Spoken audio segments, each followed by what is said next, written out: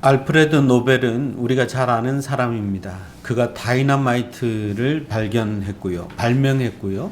이 발명으로 거부가 되었습니다. 그런데 어느 날 어떤 신문사에 노벨과 이름이 똑같은 사람, 그러니까 동명이인의 부고가 실렸습니다. 어떤 기자가 노벨이 죽은 것으로 착각하고 죽음의 상인 사망하다라는 제목으로 기사를 냈습니다. 이름이 똑같은 사람의 죽음을 이 노벨의 죽음으로 착각한 것이지요. 근데 이 기사를 읽는 순간 노벨은 깜짝 놀랐습니다. 왜 이런 제목이 붙었을까?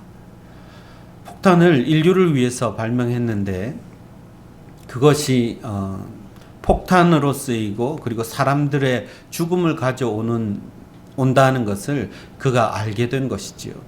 그래서 이 알프레드 노벨이 충격을 받았습니다. 그 기사를 그대로 읽고 넘어갈 수가 없었던 것이죠. 나는 사람들을 위해서 발명을 했는데 내가 만든 발명품이 사람들을 죽이는 도구로 쓰이고 있구나.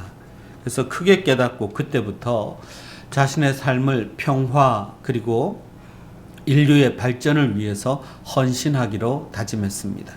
그래서 노벨상이 제정되었고요. 그리고 그는 대대 걸쳐서 오랫동안 존경받는 인류를 위해서 아주 좋은 발자취를 남긴 사람이 되었던 것입니다.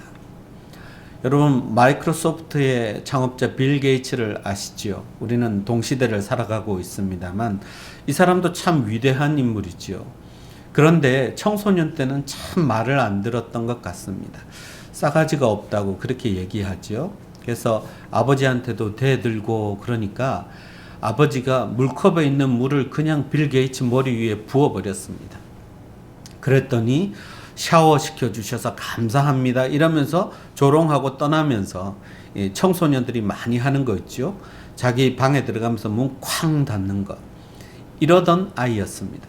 그런데 아버지가 이 사건을 진심으로 빌에게 사과를 했습니다. 그리고 그 다음부터 빌이 아버지 말을 잘 듣기 시작했고요. 무슨 일이든 아버지가 자신을 믿어주신다는 생각을 하고 빌이 변화되기 시작한 것입니다. 심지어 하버드를 잘 다니다가 때려친다고 하는데도 네가 하고 싶다면 그렇게 해라 라고 믿어줬던 것이죠. 이 빌 게이츠가 얼마나 위대한 인물이 되었는지는 우리가 잘 알고 있습니다. 어머니도 한몫하셨죠. 꼭 성공만 하는 사람이 되지 말고 그 성공을 통해서 많은 사람을 섬기는 사람이 되라고 어머니가 당부했습니다. 그는 그냥 돈을 많이 버는 사업가가 된 것이 아니고요. 그 돈으로 세계 최고의 자선단체를 만들었습니다. 많은 사람들과 이웃을 구하기 위해서 그 많은 재물이 사용되도록 하고 그 대표로 자기 아버지를 세웠습니다. 아들 하나 잘 키웠더니 아버지도 함께 존경을 받는 인물이 된 것이죠. 우리 인생은 어떤 사건을 경험하느냐, 또 누구를 만나느냐에 따라서 완전히 달라질 수 있습니다. 어떤 부모 밑에서 자라느냐 역시 굉장히 중요합니다. 그 사람의 인생이 완전히 바뀔 수 있다는 것입니다. 노벨은 실제로 죽지는 않았는데 이름만 죽는 그 경험을 통해서 자신의 삶이 완전히 바뀌었고요. 그리고 빌은 부모의 교육을 통해서 이 사회에 정말 큰 발자취를 남기는 존경받는 삶을 사는 사람이 되기도 했습니다. 그리스도인들이란 세상을 사랑하던 사람에서 오직 하나님만 사랑하고 하나님만 높이는 사람으로 변화된 사람들을 말합니다. 그런데 그 그리스도인들 중에서도 여전히 세상을 사랑하는 사람이 있는가 하면 정말 이전과는 완전히 다른 before와 after이 완전히 다른 그런 사람이 되기도 합니다. 여기에 있는 것을 우리는 회심이라고 이렇게 이야기합니다. 마음을 돌이켜서 born again이라고 그렇게 표현하죠. 그저 태어났을 때부터 가지고 있는 자기 성품과 자기 능력으로 자기 인생을 잘 살던 사람이 하나님을 만나는 순간 그 모든 성품과 달란트와 자기가 가진 모든 것을 하나님을 위해 내어놓습니다. 하나님을 위해 살기로 다짐합니다. 이것이 회심이라는 것입니다. 보통 회심은 바울처럼 어떤 특별한 사건을 경험하거나 누군가를 만나거나 해서 급격하게 일어나는 회심도 있지만, 디모데처럼 어릴 때부터 부모로부터 양육받으면서 말씀을 계속 들으면서 변화되는 사람도 있습니다. 어쨌든 우리는 회심한 사람들에게서 분명한 증표를 읽을 수 있습니다. 회심한 사람들에게는 반드시 변화가 나타난다는 것입니다. 그 첫 번째 변화는 뭐냐면 삶의 목표와 가치관이 완전히 바뀌어버립니다. 오늘 본문을 보면 사울은 회심 직전에 그저 예수 믿는다는 말만 들으면, 예수쟁이들이 모인다는 말만 들으면 살기를 띠고 찾아가서 그 사람들을 다 잡아오던 사람이었습니다. 죽이던 사람이었습니다. 왜 사울이 이토록 예수쟁이들, 예수 믿는 사람들을 싫어하게 됐을까요? 첫째는 인간이 하나님의 아들이라는 것을 절대로 용납할 수 없었습니다. 자기가 일생을 바쳐서 믿고 있는 분이 하나님인데 그 하나님의 아들이 인간이라는 사실을 받아들일 수 없었고요. 그것도 하필 대제사장의 자제나 서기관의 자제쯤 되면 그래도 좀 믿을 만한데, 저 정말 이름 없는 깡촌 나사렛에 거기서 목수의 아들로 태어난 예수라는 사람이라는 것을 절대로 그는 받아들일 수 없었던 것입니다. 그의 인품이나 그의 성품이나 그의 그동안의 경력을 생각하면 절대로 용납할 수 없는 거죠. 심지어 이 사람이 십자가에 달려서 사형수로 죽었는데 이 사람이 부활했다고 증거하고, 그리고 그 부활을 믿고 따르는 사람들이 많으니까 이 사울은 이것을 이해할 수가 없는 것입니다. 그래서 이 이단 같은 무리를 뿌리째 뽑아야 되겠다라고 대제사장으로부터 권한을 받아서 이제 예수장이들을 잡으려고 막 쫓아가고 가고 있었습니다. 다메섹을 향해서 막 달려가고 있었는데 갑자기 하늘에서 강한 빛이 비추고 소리가 들리기 시작했습니다. 사울아 사울아 네가 어찌하여 나를 핍박하느냐. 주여 뉘시오니까 나는 네가 핍박하는 예수다. 주님께서 빛으로 소리로 사울을 완전히 사로잡았습니다. 사울은 앞이 캄캄했을 것입니다. 아니 여러분, 이게 무슨 영문이라고 생각했을까요? 아마 이게 무슨 일인지 꿈인지 생신지 정말 헷갈렸을 것입니다. 자기가 잘못 들었는지, 내가 어떻게 잘못돼서 넘어져서 이렇게 된 건지 생각했을 것입니다. 의심할 수밖에 없는 충격적인 소리가 들리는 것입니다. 나는 네가 핍박하는 예수다. 예수와 예수 믿는 사람 핍박하는 것을 자신의 사명이자 자기에게 주어진 최고의 목표라고 생각하고 살아왔던 사람입니다. 그런데 이 소리를 듣고 나니까 깜짝 놀란 것이지요. 우리가 말하는 멘붕이 왔을 것입니다. 아무것도 할 수 없고 아무것도 볼 수 없었습니다. 함께 가던 사람들에게도 소리는 들렸습니다. 그런데 빛이 완전히 사울을 사로잡고 있었기 때문에 그 광경을 볼 수가 없었습니다. 잠시 후에 사울이 땅에서 일어나서 눈을 떴는데 앞이 보이지 않습니다. 보이지 않는 사울을 사람들이 부축을 해서 이제 끌고 갑니다. 사흘 동안 식음을 전폐하고 있었다라고 기록하고 있습니다. 여러분, 그런데 왜 하필 눈을 멀게 하셨을까요? 서두에 말씀드릴 때 사울을 어떻게 표현했습니까? 살기가 등등했다 그랬습니다. 살기는 어디에 나타날까요? 주로 눈에 나타나는 것입니다. 그 살기가 등등한 눈으로는 절대로 예수님을 볼 수 없습니다. 그 눈으로는 주님을 볼 수 없습니다. 그는 눈을 뜨고 있었을지 모르나 영적으로는 눈뜬 소경과 같았습니다. 그래서 예수님을 인정하지 않는 것이지요. 율법을 갖고 있었고 율법을 아무리 공부 많이 했어도 실물로 오신 예수님을 바라볼 수 있는 믿음이나 영적인 눈이 없었던 것입니다. 자, 그런데 이렇게 해서 그가 눈에 쓰여졌던 것이 벗겨지고 나서 그가 하는 말은 무엇입니까? 자기 자신을 다시 보게 됩니다. 예수님을 보고 나서 자기를 보니까 나는 죄인 중에 괴수라. 그렇게 이야기합니다. 예전에는 예수가 죄인이고 괴수라고 했습니다. 그런데 눈에 꺼풀이 벗겨지고 영적인 눈이 띄어지자 자기가 괴수다. 그렇게 이야기하는 것입니다. 여러분, 회심하면 모든 것이, 보는 것이 달라집니다. 보는 것이 달라지면 그의 목표도 가치관도 다 달라지게 되어 있습니다. 믿음은 완전히 달라지게 되는 거죠. 그때부터 하나님의 사람들이 보이기 시작하고 하나님의 음성이 들리기 시작하고 하나님의 말씀이 들어오기 시작합니다. 예전에는 귀로만 들었던 말씀이 가슴 깊은 곳까지 파고듭니다. 그 말씀에 순종하고 새롭게 헌신하는 헌신이 아주 자발적으로 일어나게 되는 것입니다. 정말 우리가 회심했다면 우리도 똑같은 것을 경험하게 됩니다. 그러면 나중에 뭐라고 고백합니까? 그동안 바울이 그렇게 애쓰고 목숨 걸고 지켰던 모든 것들이 다 배설물에 지나지 않는다. 그렇게 이야기합니다.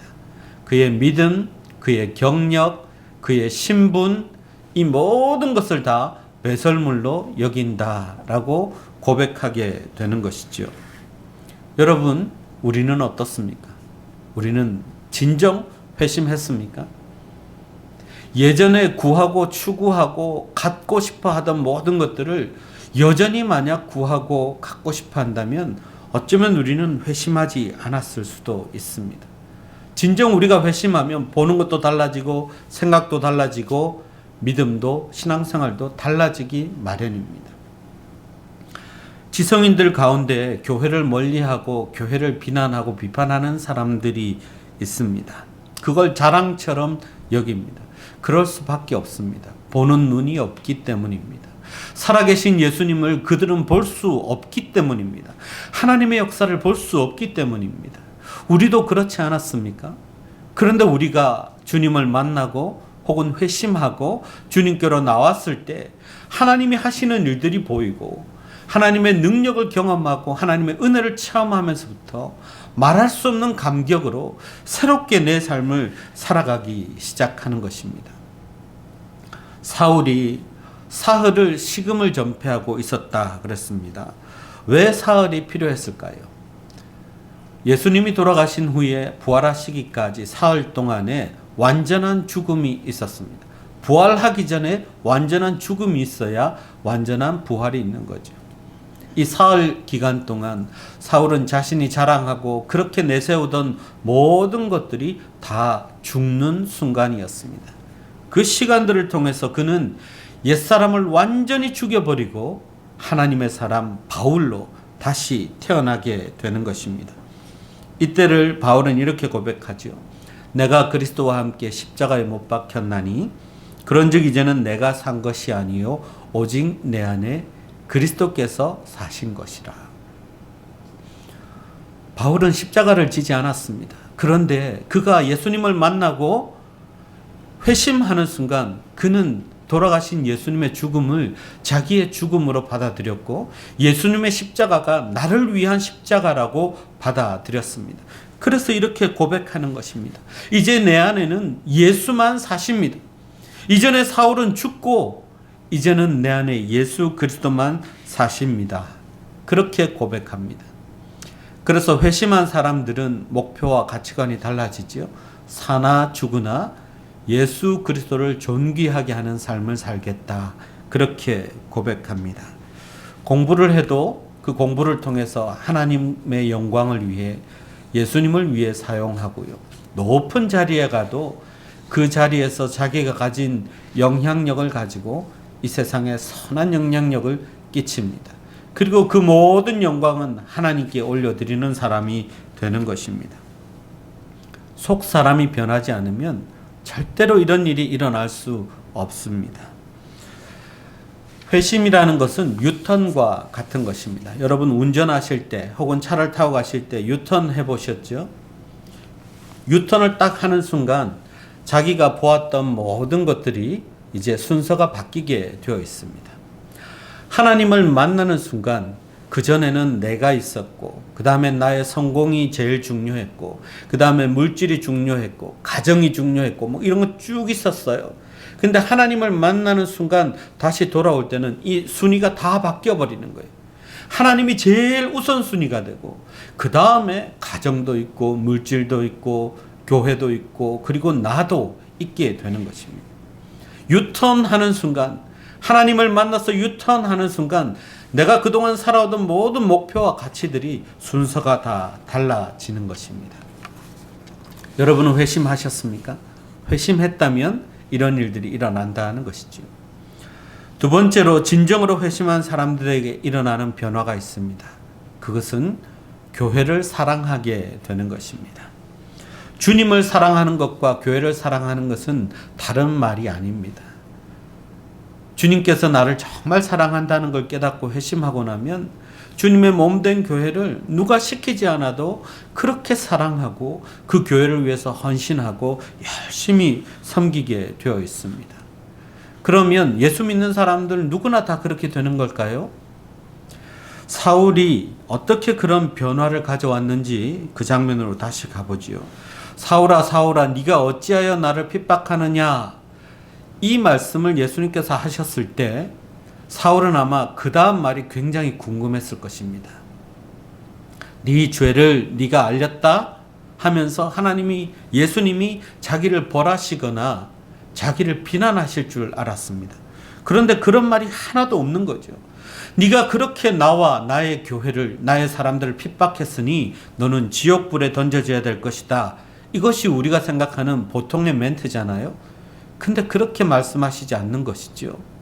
뭐라고 말씀하십니까? 나는 네가 박해하는 예수라. 일어나 시내로 들어가라. 네가 행할 것을 내게 가르쳐 줄 사람이 있을 것이다.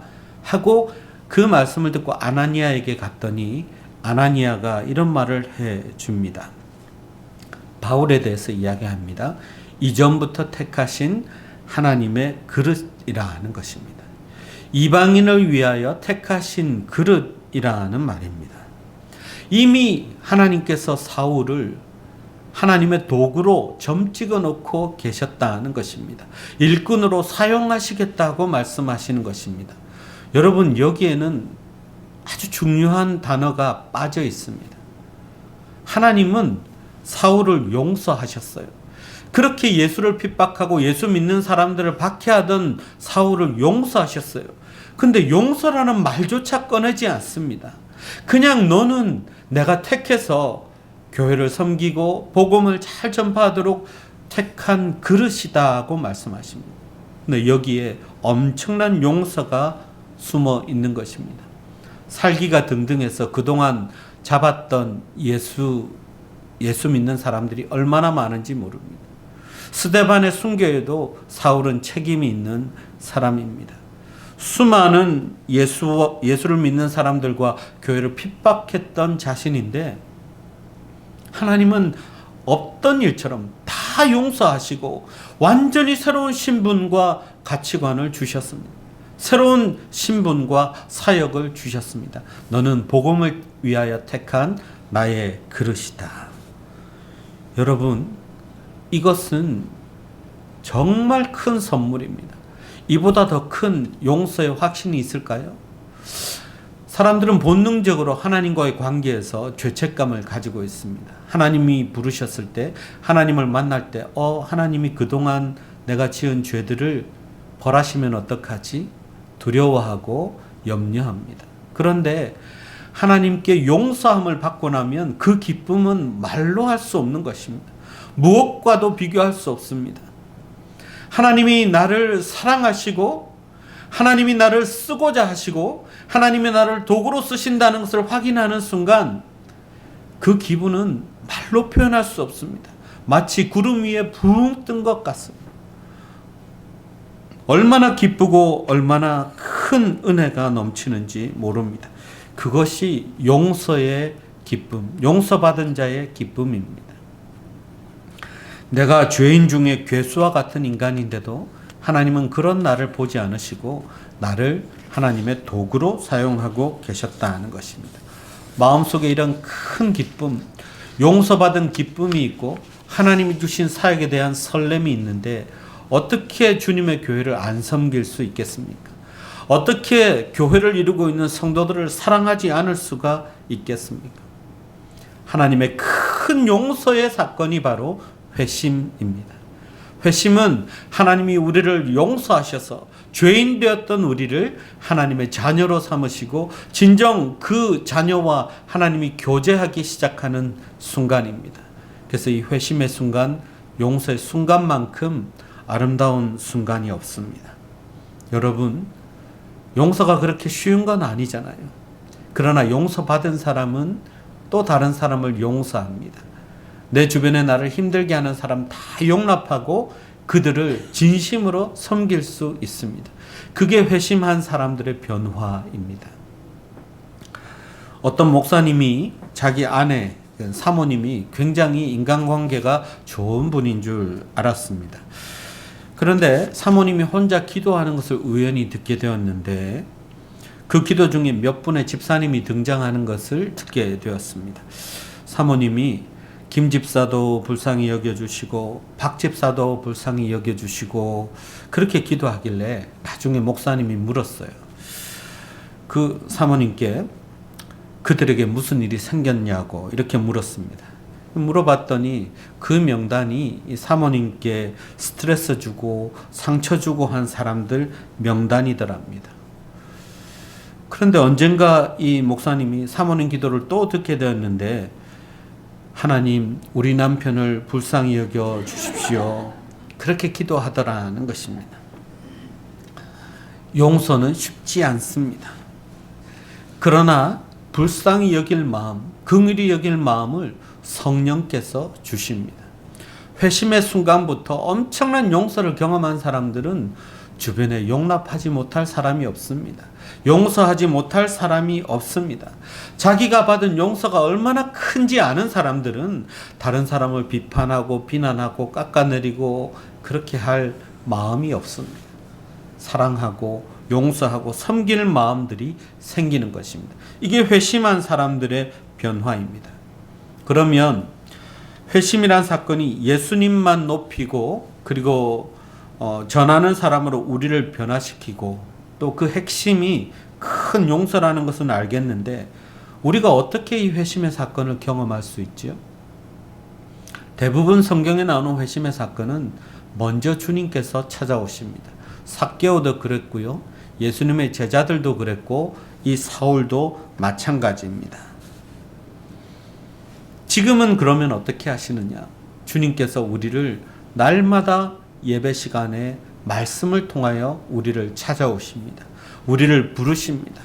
우리의 마음을 노크하십니다. 우리의 마음을 움직이십니다. 우리에게 말씀하십니다. 큰 용서를 주십니다. 말씀을 통하여 우리를 날마다 부르고 계십니다. 그 말씀에 순종할 때 우리에게도 회심의 기쁨, 회심의 역사가 나타나게 되는 것입니다. 여러분 혹시 아직도 하나님을 만나지 못한 분들이 있습니까? 회심을 경험하지 못한 분들이 있습니까? 주님의 말씀에 깊이 잠겨 보십시오. 말씀을 깊이 묵상하며 그 말씀이 내 마음을 두드릴 때마다 아멘 하고 나갈 때 우리 안에 회심의 역사가 나타나게 될 것입니다. 영국에 있는 한 화가요 작가인 샬롯 엘리엇이라는 여인이 있었습니다. 20대부터 촉망을 받던 그녀가 30대가 되자 갑작스런 병을 앓게 되면서 매사에 부정적인 사람이 되었습니다. 신앙도 점점 잃어가고 있었고요. 반항적인 사람이 되었습니다. 그녀의 아버지가 보다 못해서 자기 친구 중에 목사님을 한 분 그녀에게 소개를 시켜줬습니다. 말란 목사님인데요.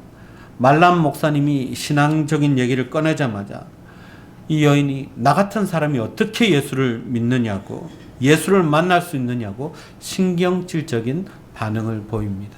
그때 말란 목사님이 이렇게 얘기합니다. 당신의 있는 모습 그대로 지금 그대로 예수께로 나오십시오. 아무것도 필요 없고 그냥 그 자리에서 지금 있는 그대로 예수께 나오십시오. 이 말을, 이 단순한 말씀을 전했는데 이 말씀이 그녀의 마음 가운데 화살에 마치 꽂힌 것처럼 꽂혔습니다. 그녀는 이 말씀을 들을 때 주님께서 자신의 마음을 만지고 계시다는 것을 느낄 수 있었습니다. 영어로는 just as you are 이런 뜻입니다. 지금 있는 그대로 나오십시오.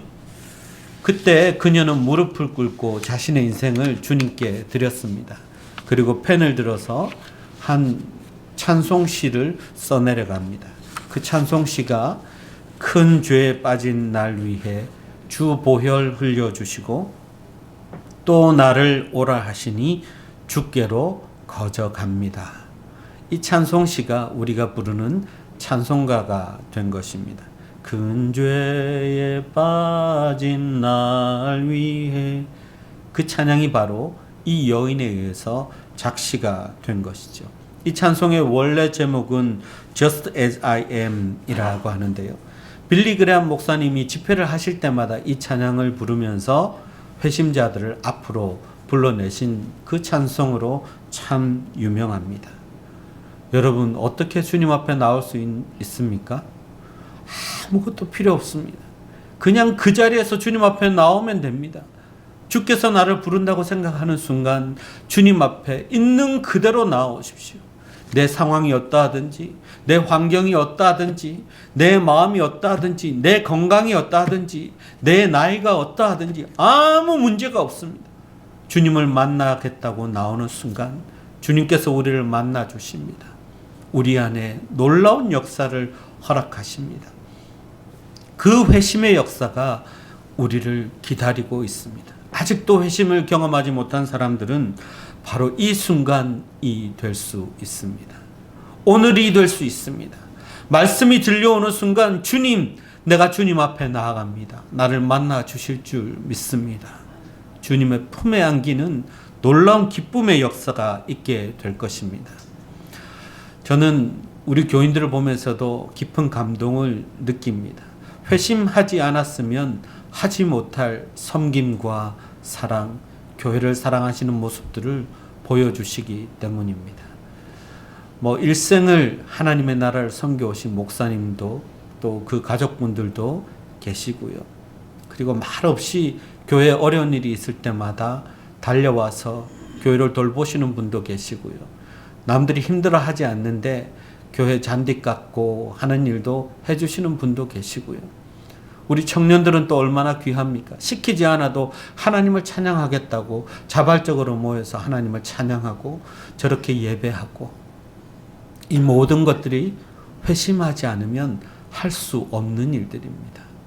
다른 사람들을 대가 없이 사랑으로 섬기는 일도 회심하지 않으면 결코 할 수 없는 일입니다. 회심하지 않은 사람들은 누가 아무 대가 없이 사랑으로 섬겨도 불평하고 불만을 늘어놓습니다. 그러나 회심한 사람들은 누가 알아주지 않아도 자기가 가진 것을 모두 들여 주님의 교회를 사랑하고 성도들을 위해 섬깁니다. 그게 회심한 사람들의 모습입니다. 여러분, 우리 모두가 회심을 경험했고 또 앞으로 회심을 경험할 사람들입니다. 있는 그대로 주님 앞에 나와서 주님을 만나고 내 가치관과 내 목표가 바뀌고 내가 받은 큰 용서 때문에 그게 너무 감격스러워서 내 주변에 있는 사람들 다 용납하고 섬기며 그들을 진심으로 섬기는 저와 여러분이 될 수 있기를 바랍니다. 기도하겠습니다. 있는 모습 그대로 우리를 받아주시는 주님, 우리의 상황이 어떠하든지 주님께서 다 아십니다. 모든 것을 내려놓고 주님 앞에 나옵니다. 우리 주님, 두 팔을 벌려 우리를 안아주시고 우리에게 용서의 확신을 주시고 우리 안에 그리스도의 사랑으로 충만하게 하실 줄 믿습니다. 하나님, 그 마음으로 그 믿음으로 교회를 섬기고 성도들을 섬기는 우리가 되게 하여 주옵소서. 예수님의 이름으로 기도하옵나이다. 아멘.